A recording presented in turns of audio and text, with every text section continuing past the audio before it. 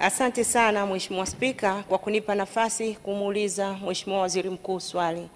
Mheshimiwa Waziri Mkuu, pamoja na jitihada kubwa anazozifanya Mheshimiwa Rais Dr. Samia Suluhu Hassan kuhakikisha Watanzania wanaishi katika mazingira safi na salama, je, ni upi mkakati wa kina ambao serikali imejiwekea kuhakikisha inawasaidia watoto wanaoishi katika mazingira magumu, hususan watoto wa mitaani, kuhakikisha watoto hawa wanapata elimu, wanasaidiwa ili kuweza kuishi katika mazingira bora, lakini pia wanapata fursa nyinginezo zitakazowawezesha kuweza kupata au kutimiza ndoto zao na malengo yao? Mheshimiwa Waziri Mkuu, majibu.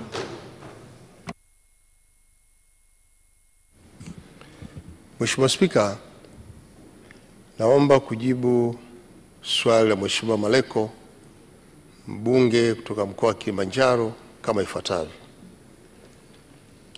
Amezungumzia mwenendo wa watoto wa mitaani ambao wanastahili kupata haki yao ya msingi na wanaikosa kwa sababu wako mtaani. Nataka nieleze tu kwamba jamii inatambua kwamba tunao watoto ambao wako mitaani kwa sababu mbalimbali. Moja, vifo vya wazazi, kuacha watoto wakihangaika na jamii iliyobaki kuto waratibu vizuri. Lakini mbili, kutengana kwa baba na mama kwenye familia na kuacha watoto au kumwacha mzazi mmoja akihangaika na watoto naye pia akatelekeza. Lakini wako ambao wanatupa watoto wao, matendo ambayo hayatendi haki kwa watoto wetu na kusababisha vijana hawa kwenda mtaani. Mheshimiwa Spika, watoto wa mitaani kwa upande wetu wa serikali tumeratibu vizuri, kama nilivyojibu swali lililopita kwamba tumeunda wizara maalum inayoratibu na kusimamia mwenendo wa jamii, inayoitwa Wizara ya Maendeleo ya Jamii, Jinsia, Wanawake na Makundi Maalum. Na wizara hii imetoa maelekezo thabiti kwa mamlaka za serikali za mitaa ambako watoto hawa ndiko waliko, kwenye halmashauri, vijiji, halmashauri za manispaa mpaka majiji. Na tuna kitengo kule cha maendeleo ya jamii, ustawi wa jamii, ambayo kazi yake kubwa ni kupita na kuona. Kwa hiyo jukumu lake la kwanza kuwatambua hawa watoto mahali walipo, sababu za kuwepo kwao na mahitaji yao. Tunajua yapo mahitaji ya kimsingi: elimu, afya na chakula.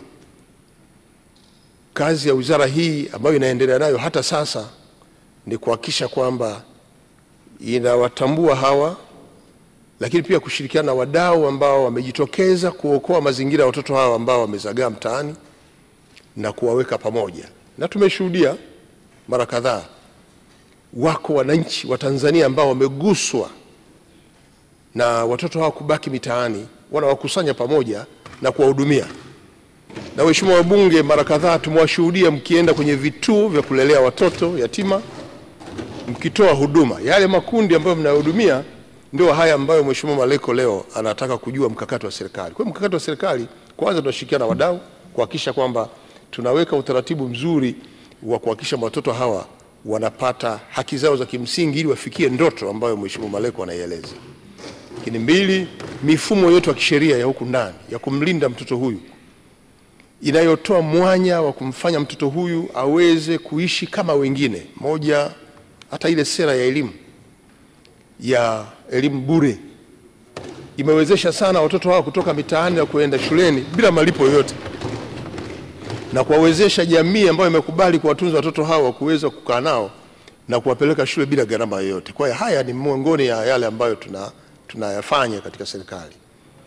Niendelee tu kuitaka jamii kwamba uko muhimu wa kuwabaini watoto wetu walioko mitaani ambao wanazagaa, hawana mwelekeo, lakini hawana huduma maalum, kuweza kuweka pamoja na kuwapeleka kwenye halmashauri.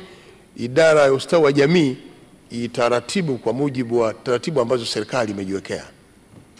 naweza kusema kwa jumla kwamba serikali tutaendelea kushirikiana na wadau kuhakikisha kwamba tunatambua watoto hawa na mahitaji yao, lakini kuwapeleka maeneo ambayo watapata huduma muhimu za kimsingi kama vile elimu, afya, malazi, chakula, ili tuweze kuwapunguza kwa kiasi kikubwa kwa hiyo. Kwa hiyo nitoe wito kwa jamii, tuache tabia kuwatupa watoto, tuache tabia kuwatelekeza watoto, tuache tabia ya kuacha watoto wanajiendesha wao wenyewe bila kulelewa, ili watoto hawa ndio taifa ambalo litakuja kujengwa na kuleta maendeleo kupitia watoto hao. Kwa hiyo wanahitaji haki yao kimsingi ya kuhakikisha kwamba wanapata huduma bora na waendelee kufikia ndoto ambazo wanazo.